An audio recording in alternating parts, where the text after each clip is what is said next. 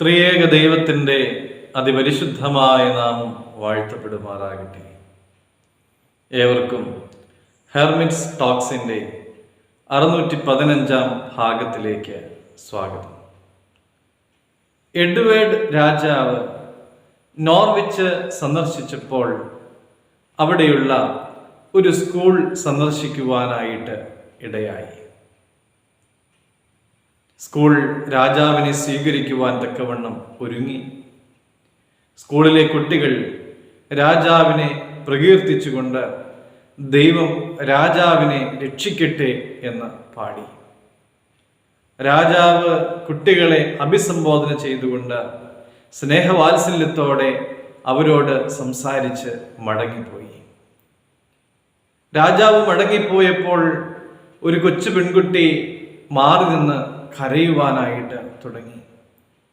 അവളുടെ ടീച്ചർ അടുത്ത് ചെന്നിട്ട് അവളോട് ചോദിച്ചു, എന്തിനാ കുഞ്ഞെ നീ കരയുന്നേ? നീ രാജാവിനെ കണ്ടില്ലേ? അവൾ പറഞ്ഞു, ഞാൻ രാജാവിനെ കണ്ടു, പക്ഷേ രാജാവ് എന്നെ കണ്ടില്ല.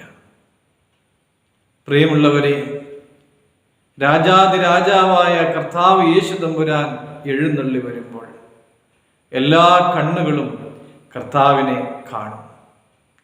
അവനെ കുത്തിത്തുളച്ചവരും കാണും, അവനെതിരായി നിലകൊണ്ടവരും കാണും. എന്നാൽ കർത്താവ് നമ്മെ കാണുമോ എന്നുള്ളത് നാം പരിശോധിക്കണം. കർത്താവിനെ കാണുക എന്നുള്ള ആഗ്രഹത്തോടെ ഒരു കാട്ടത്തിയുടെ മുകളിൽ കയറിയിരുന്ന സക്കായിയെ കർത്താവ് കാണുന്നുണ്ട്, അവനെ വിളിക്കുന്നുണ്ട്. അതിനൊരു കാരണമുണ്ട്. കർത്താവിൻ്റെ സന്നിധിയിലേക്ക് സക്കായിയുടെ ഹൃദയം ചാഞ്ഞിരുന്നു. കർത്താവിൻ്റെ കൽപ്പനകളെ സ്വീകരിക്കുവാനും അതിനെ അനുസരിക്കുവാനും തക്കവണ്ണം അവൻ്റെ മനസ്സ് ഒരുങ്ങിയിരുന്നു. കർത്താവിൽ സ്നേഹമുള്ളവരെ, നമ്മുടെ മനസ്സിന് ഈ ഒരു ഒരുക്കം ഉണ്ടായിട്ടുണ്ടോ? കർത്താവ് താൻ വീണ്ടും വരുമ്പോൾ കർത്താവിനെ കാണുവാനും കർത്താവ് നമ്മെ കാണുവാൻ തക്കവണ്ണം ഒരുക്കമുള്ളവരായി നമുക്ക് ജീവിക്കാം.